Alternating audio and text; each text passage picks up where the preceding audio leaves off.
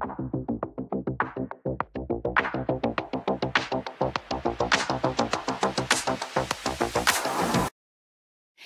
autoimmune warriors, welcome to the Stronger Than Autoimmune podcast. I am so fired up for you to be here. If you're navigating life with an autoimmune condition, you're in the right place. I am your host, Des, and I am not just a podcaster. I am right here in the trenches with you as a fellow autoimmune warrior. We're diving into real, uplifting stories and some seriously smart expert tips and simple lifestyle tweaks that can make a difference in how we feel day to day. Now I've got to give a huge shout out to my amazing listeners. You're the heartbeat of this podcast, and I'm so grateful for you tuning in. If you're loving the vibes, here is how you can keep the love flowing. Drop a rating on Spotify, share a quick review on Apple, or pass this episode along to a warrior buddy who can use a boost of hope. Here are some patients that are killing it for our community. Workers with Autoimmune Ailments Alliance. These folks are fighting the good fight for students and workers like us with autoimmune conditions. Want to get involved or learn more? Swing by WAAA.org. They'll love to have you. Leap Cure. They're all about hooking up patients with cutting-edge clinical trials and putting our voices front and center. Check them out at leapcure.com. Adapt Naturals by Chris Kresser. They offer nutrient-packed supplements based on science. Snag 20% off your first order with my code DEZ, D-E-Z, at Adapt Naturals. From my heart to yours, I'm sending you nothing but love and good vibes. Let's dive in together. Welcome to the show, Carolyn Routh, lead vocalist and bass player for Bluegrass band Nu-Blu. Born in Siler City, North Carolina, Carolyn started singing in church and school, explored theater in high school, and paused performing to raise her sons while staying active in gospel groups. She met her husband, Daniel, formed a Christian band, discovered edgy bluegrass, and launched Nu-Blu in 2003. She survived 2 strokes, taught herself bass, now balances touring, family, entrepreneurship, and type 1 diabetes with resilience. Thank you for joining, Carolyn. Thank you for having me. It's a great pleasure to be on with you today. I kind of want to start from the early days so people get a good picture and get a good visualization where you came from and how it's so different from you are now, but in a way it's not. Take us back to North Carolina. How did growing up in a rural town influence your passion for music and starting in church and gospel choirs? Wow, that's a long time ago. I think my passion for music really started in church. Joining the children's choir was always really exciting for all of us when you were old enough to be in a choir. So I did a lot of singing then. I did some little musicals and got some solo parts, and that was a lot of fun. When I really was bit by the bug, it was at Christmas time, and my class was doing All I Want for Christmas Is My 2 Front Teeth.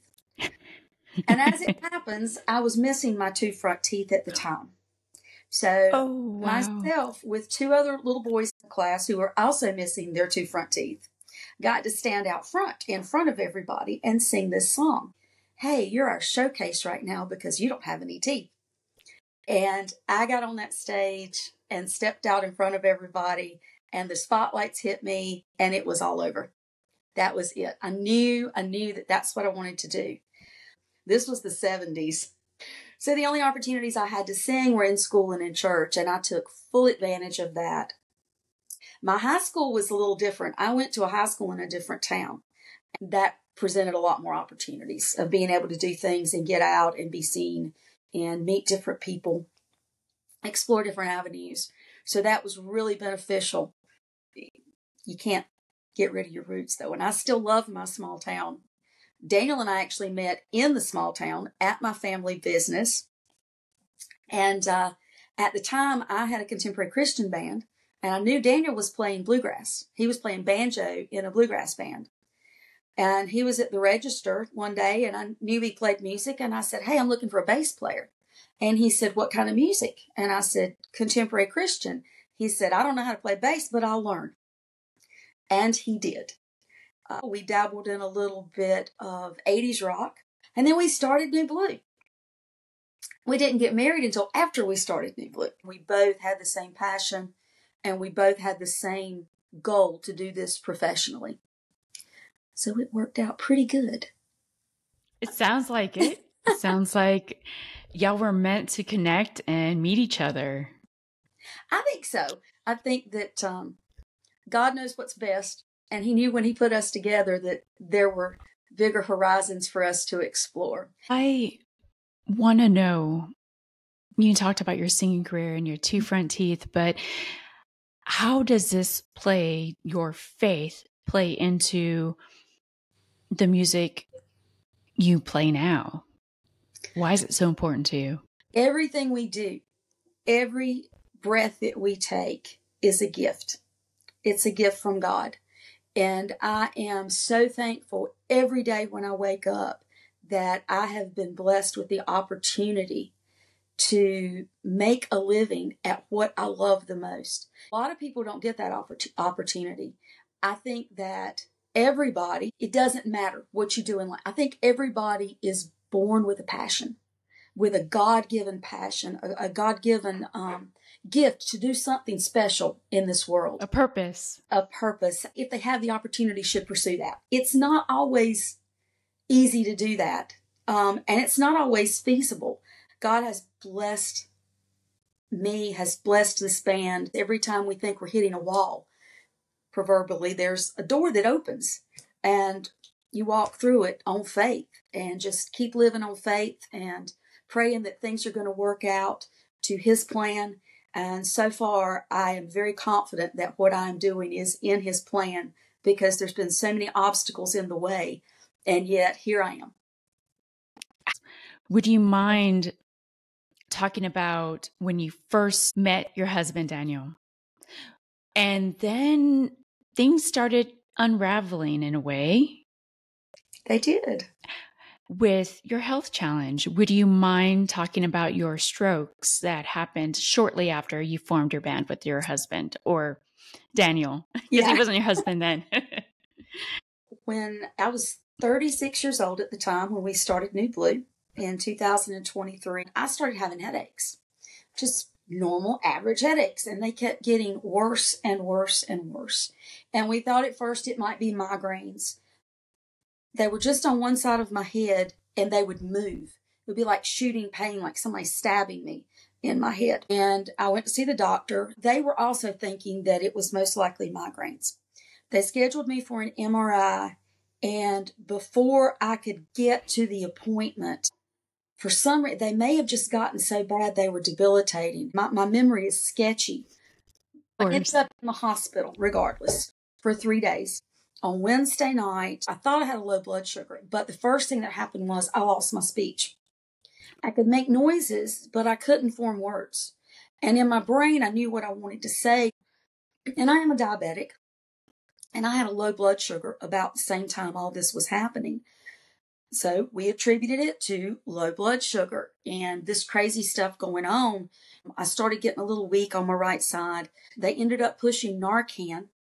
I don't know if you're familiar with that drug, but Narcan is a drug that they use if somebody is high on narcotics. And it reverses the effect of the narcotics. And the doctor that was there had known me all my life, and he's like, she's not high. They finally got me transferred out to Moses Cone Hospital, and they did an MRI as soon as I got there. And I was still conscious through this, and I'm still thinking that it's my diabetes that has caused this problem. With a team of neuroscientists or neurologists standing over my bed in the ER, I started seizing. This is Thanksgiving morning. I started seizing and ended up out unconscious. Come to find out, I had 2 strokes in 2 different parts of my brain. It was right up here. It was called venous sinus thrombosis. there was a clot about the length of my finger that was in the top of my head. And Oh, it was wow. a vein, not an artery, which was good because it wasn't blocking the blood flow into my brain. It was blocking it draining out. And that's what was causing the pressure and the headaches. Consequently, the neurologist showed Daniel the MRI from the first MRI that I got done in Siler City, the second MRI that I got done at Moses Cone when I came into the hospital. And you could clearly see the blood clot very prominently in the second MRI. Totally missed it the day before. And had they seen it, things might have changed out differently because they could have started treatment then instead of waiting till the strokes. I spent a week in the hospital. When I woke up from that, I was able to speak again. Thankfully, my right side was still very weak, so I had to have extensive therapy. I had to learn to walk again. I had to learn to use my right hand, which was the most challenging thing because I am right-handed. They told me before I left the hospital that I wouldn't be able to eat with my right hand. I wouldn't be able to brush my teeth, button buttons, snap snaps, tie my shoes. By the time I left the hospital, I did all of those things to get ready to go home. It wasn't easy. It took me about an hour to get ready to go home, but I was determined that I was going to prove them wrong. Wow. And I did. So I was really proud of myself for that. Yeah, look at you. You're thriving. But that was how many years ago? That was in 2003. 2003. Thanksgiving morning, 2000. So I have really a great reason, more so probably than a lot of people, to be thankful every Thanksgiving. Mm-hmm. For sure. And with all of this, part of your recovery, I understand that you decided to play bass. That is something that you never did before. No, I'd never played bass. By that time, I had already gone through physical therapy and had been released. I ended up having a greater grip strength in my right hand than I did in my left hand by the time I was done with the occupational therapy. And I was supposed to go for like 12 visits. I went for 4. Wow. So I worked so hard at home doing the exercises they gave me. And not only that, I did all the things that I had always done with my hand. And sometimes I succeeded with that, and sometimes I failed, but I just kept doing it and kept doing it. But that led into playing bass. We were still playing with Nu-Blu, and we had several bass players. And for some reason, again, this may have been divine intervention. This may have been God's way of telling me, you need to do this, because the bass players kept leaving. And Daniel looked at me one day and he said, you're either going to learn to play bass or we're not going to do this anymore. I'm still recovering. I'm still trying to regain that dexterity in my finger, in my hands that I used to have that I didn't have. He started teaching me how to play, and I progressed. And there's a big joke amongst the bass playing crowd or amongst musicians. There's this little boy that his mom was a bass player and he wanted to learn. So she was on the way out to the gig and she taught him 1 5 1 5 1 5. And she went on to her gig, and when she came home, she said, have you got all this practicing done? How are you doing with this? And he said, I don't have time to talk to you now, Mom. I got a gig. Bass playing is not really that easy to learn. Yeah. Yeah. But it's just humorous because a lot of people say, well, you're just playing 2 strings. But I was pretty proud to be able to do that and learn it and be able to keep on doing it. Yeah, there's a lot more to it, right? There is a lot more to it. Yeah. I think it is a true gift and a true expression to play a musical instrument or to sing, and especially singing, because you don't need anything else. You just need your voice. And I'm so glad that you didn't have problems gaining back your speech after your stroke. Yeah, that was my most terrifying moment, was thinking that I wouldn't get to sing again, because I've always considered myself a vocalist, never an instrumentalist, because I had never played bass until after the strokes. that was really the hardest thing for me to digest, that I might not be able to do that. And Daniel brought some friends of ours to the hospital and picked some music. I was able to sing a little bit then, but I couldn't remember the words. I just forgot words, the songs that I had known for years. So that was something else I really had to work on, was memory.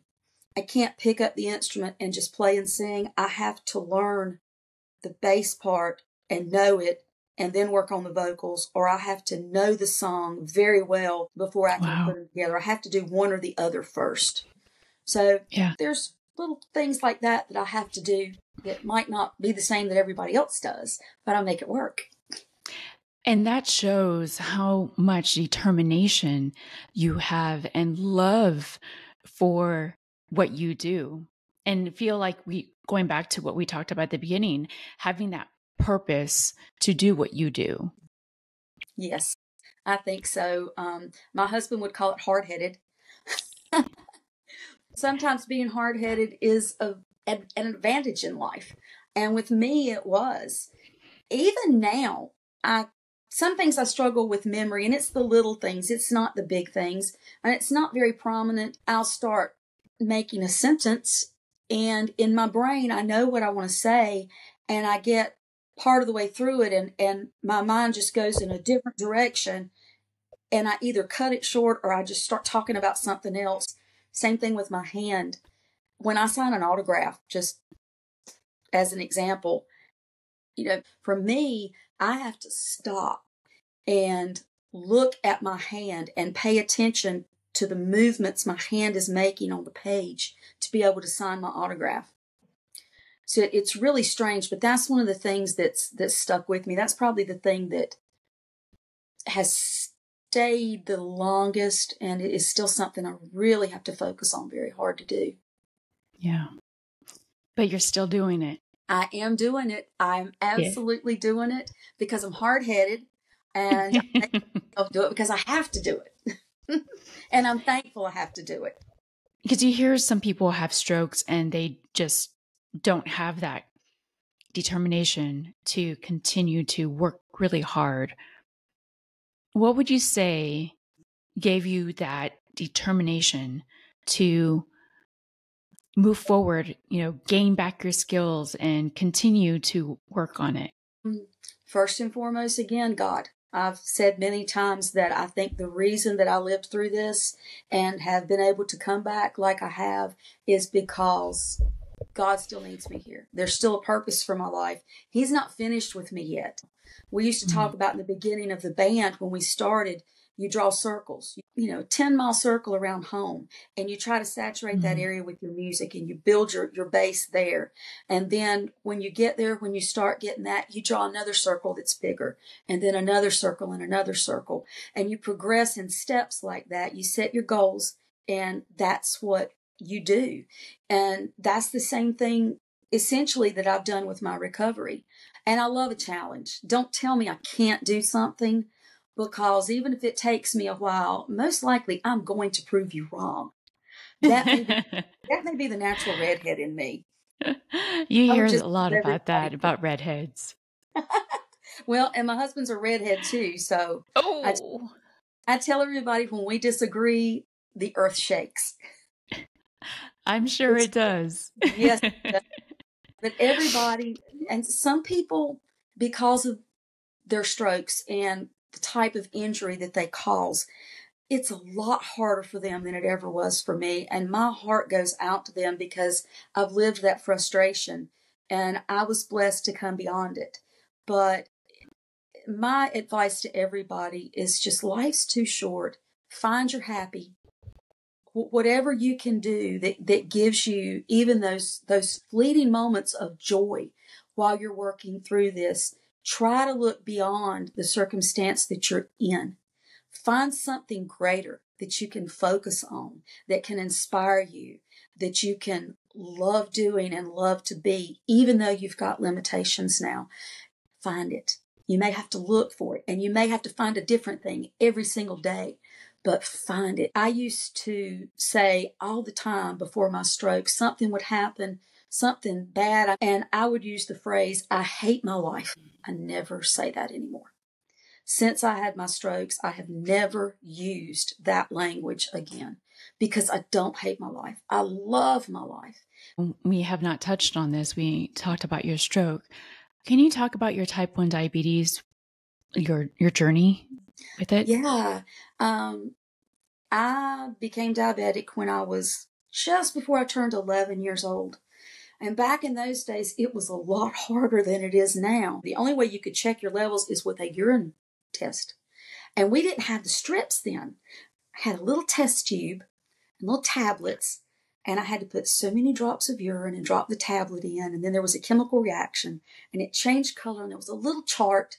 It was very inaccurate, wildly inaccurate, but that was the best that medical science could offer at that time for any kind of home monitoring. The only diet drink on the market was Tab. Tab is the vilest liquid that has ever been bottled in the world. It was nasty.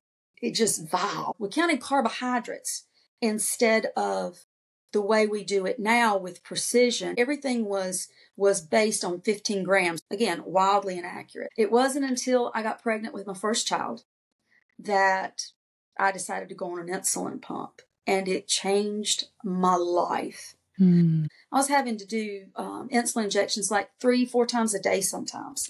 You feel like a human pincushion every day. So when I went on the insulin pump and I'm having to insert a catheter into I did it everywhere, my legs, my stomach, everywhere you could think of. Fast forward, I ended up now with a Dexcom, continuous blood glucose monitoring system. So I can look at my phone or at my watch on stage, my Apple Watch on stage. That's how I keep a check on my blood sugar, blood glucose levels on stage. I've been hospitalized a few times for very high blood glucose levels. Coincidentally, my youngest son, when he turned 11 years old, was diagnosed with type 1 diabetes. Oh, wow. And again, we go back to those God things. And even though I never question God, because God has a purpose, I don't understand why I have this disease. I don't understand why I'm having to go through this. And then when my son got it, it's like a light switch went on in my brain. This is why. Because I was able to guide him. I lived it. Sometimes you don't know why you're going through what you're going through, but you just keep on pushing through. Eventually, something will happen that helps you to cope in a different way, to know that you can directly help somebody else. Thank you for sharing. And I believe the same thing, that things happen for a reason. We may not know the reason at the time. Yep. But if we seek within our heart or within our faith, our spirituality, we will begin to unravel that meaning. You know, sometimes we can't look forward. We have to look back to understand these things. Absolutely. Can you talk about your music? What song would you say describes your stroke journey or your type 1 diabetes journey? Before I get into the song that does that for me, what you just said about having to look back, the title of our CD is Where You've Been. And the whole pretense is who you are is where you've been. So that kind of ties in with that of knowing where you came from to help figure out where you are and possibly where you're going, to help direct you where you're going. We did a song in 2000, our third national release CD, called The Blue Disc.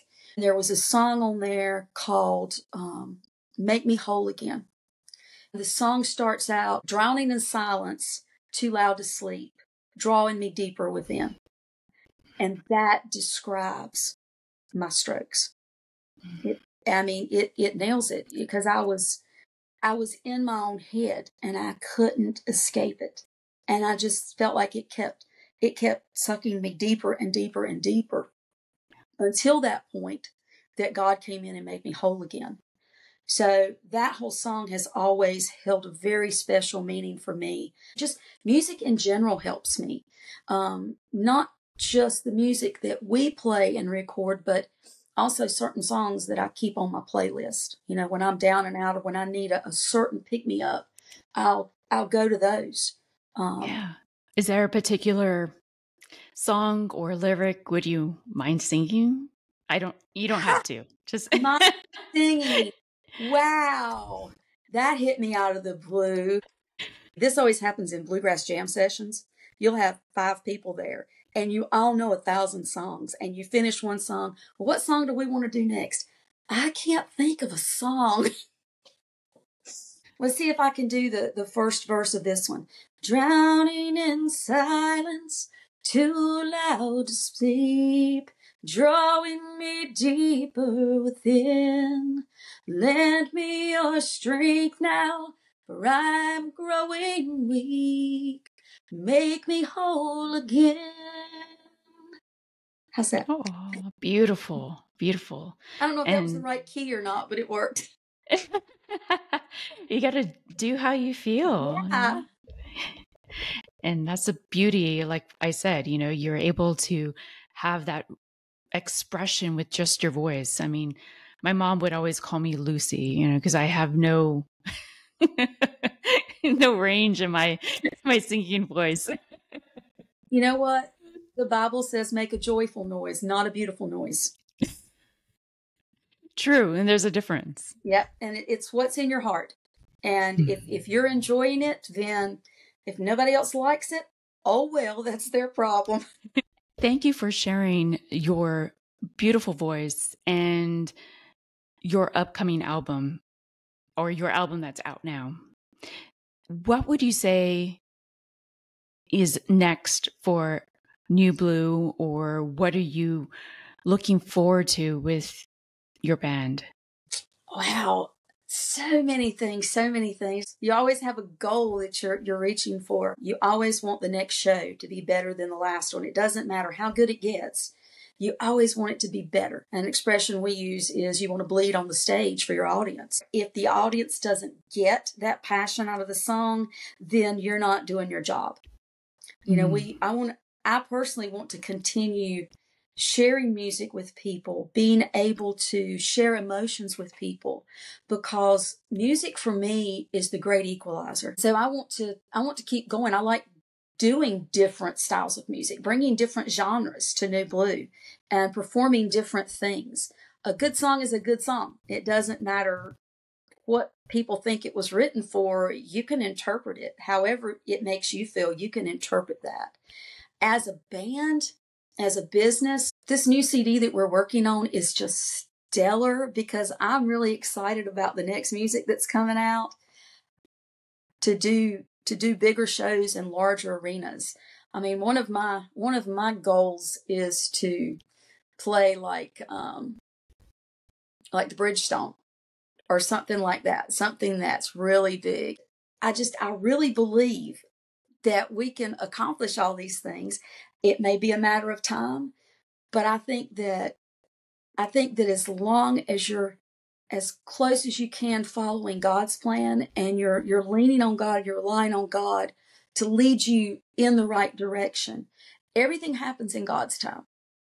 And God's not going to throw anything on you that for whatever reason you're not ready for yet. We've got a lot of irons in the fire, and we're always pushing forward and trying to do more and enjoy more, but you just never know. You never know what might happen. I believe that same thing, that your journey was not easy, but it's given you connection with so many people, with autoimmune people, with people that have had strokes, with people that have children that are ill, with people that have a love for God, a love for music, a love for expression. And I can see that all those different areas fit into who you are and the beautiful person that you are, with not only with your band, but just yourself. And I look forward to listening to more of your music and seeing where you go with all this.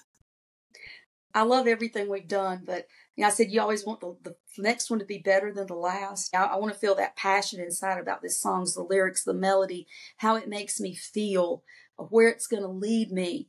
And some of the music that we've got for it already, there's some of it will make you cry. I like when I can make an audience cry, because that's how it makes me feel. And there's nothing wrong with a good cry. It's a really good emotional release. I don't think there's anything wrong with expressing an emotion like that. You just need that release sometimes. And sometimes music can prompt that. I like story songs. I love sad songs. I think it's good. I think people go to concerts, go to hear live music because they want to get away. They want to escape when they're there. I want to take them on an emotional journey. You can go to this one show and you can experience everything. Maybe something might even make you a little mad. So since we're talking about these emotions, can you talk about how, I know you talked about using your Dexcom for your type 1 diabetes. Yes. Can you talk about how, traveling and working can cause stress? And if anybody knows, obviously autoimmune disease, when you're stressed, things get a little crazy with your body. Absolutely. How do you manage that? I've been trying to convince my husband of that for 20 years now. It is tough because when I am really, really stressed and upset about something, it makes my blood sugar go down most of the time instead of going up. And so you'll get those unexpected lows, and then that creates another entire problem, because then you're stressed about what you were stressed about and you're stressed about the low. So that's a constant thing. Managing blood sugar levels on the road are not that difficult because I do have the tools that I have.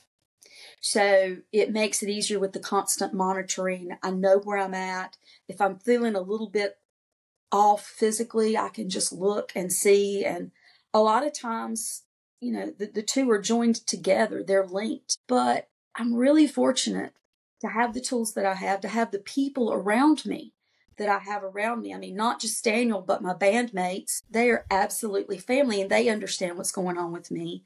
So I've got really good support on the road, and they can see changes too. If I'm getting a little ill or, however I'm acting, and sometimes they'll say, "Hey, have you checked your blood sugar? You need to see where you're at. You're a little off today." Or, "Hey, you're singing a little bit flat on stage. You need to check your blood sugar." So it's nice to have that support system. That makes a world of difference and makes life a lot easier. I'm glad that you have those tools, and technology has really changed since the 70s. It really would have made things so much more harder to create music, especially on the road. Absolutely. Any advice you give people going through a hard time with their health? What do you say? Same thing I said before. Just try to find your happy. I know a lot of people I've heard can do that with exercise. That exercise releases endorphins, and that kind of helps smooth your mood out. Try your best. And you can't always. My dad, when I would get upset, he would sometimes look at me and say, "Well, you just need to learn how to let it go." That's been one of my, I won't say struggles. That's been one challenge in life. Stop focusing on the small things and learn somehow to be able to let it go. Find a distraction for yourself that you can turn to, an immediate distraction. Whether music can be a great distraction, something that's uplifting, something that's going to bring you some kind of joy to help get you out of this low spot that you're in right now. Yeah. Do what you can. Different people find different avenues, but find what works for you and focus on letting things go. Don't major on the minors. I like that. My great grandmother would say, "Que todo se te resbale." And that means let everything slide. Don't nice. linger. Yeah. It's even more beautiful the way you just said it. My grandmother would probably say, "You're not saying it right." I don't have that. I tried my best, but I appreciate the conversation. Anything you want to say or something I didn't ask before we part ways? Find us online at www.Nu-Blu.com, and that is nu-blu.com. You can find out everything we're doing, link to all our social media, and keep up with us. We love making new friends. My husband and I also host a television show called Bluegrass Reach TV. We are VJs. It's like the MTV for bluegrass music. Wow. So it's another great opportunity. It's awesome to get to promote other artists. And that's what we do. We play other artists' videos. It is a show about bluegrass artists all over the world, the music that they're putting out. There's interviews with them, introducing everybody to them. So if we're somewhere, even if you see us out on tour somewhere, even if we're not on stage, please come up and talk to us. We appreciate everybody that takes the time to listen to our music, to come to our shows, to meet us. It's a wonderful life. It's just a wonderful life. Sounds like it. Oh, what a beautiful way to end our conversation. Guess who I just connected with, warriors? Leap Cure. Leap what? Leap Cure. Leap Cure connects patients with clinical trials to make research more equitable and efficient. Listen to their latest clinical trial. If you've been diagnosed with thyroid eye disease and are seeking potential new treatment options, you might be interested in the LIDS clinical trial. If you're 18 and over, have a diagnosis of Graves' disease or Hashimoto's, and are interested in potentially participating in research, you can fill out a short questionnaire at lpcur.com/TED. You'll be connected with someone on the team to determine whether it might be a good fit for you. Check your eligibility and learn more at lpcur.com/TED.